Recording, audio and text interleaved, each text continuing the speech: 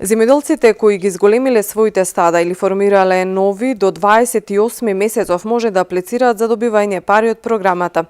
Со овие средства фармерите може да повратат 50% од вкупната инвестиција за оригинални или мелезни високотелни педигрирани јуници.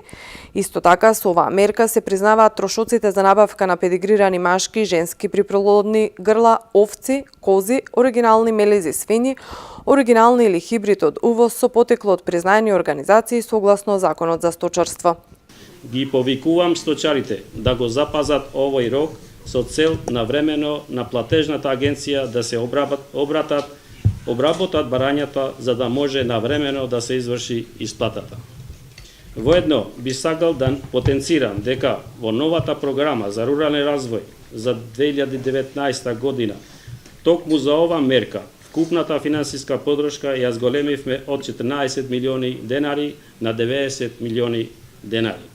Дополнително, по барање на фармерите и за нивна поголема сигурност, ги променивме и критериумите за ова мерка со која државата покрива 50% од трошоците за набавка на приплоден добиток.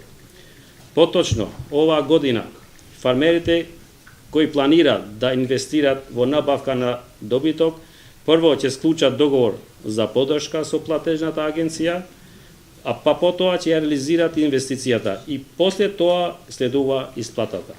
Со ова мерка ќе се придонесе за подобрување на генетскиот потенцијал, што крајно ќе влијае врз големување на продуктивноста на сточарското производство и на секупниот развој.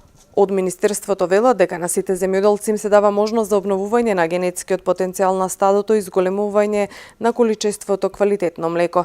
Ке се модернизираат и земјоделските стопанства, а фармите треба да станат попродуктивни, со што Македонија преку напредување на земјоделството ќе се доближи до европските стандарди, сметаат од ресорното министерство.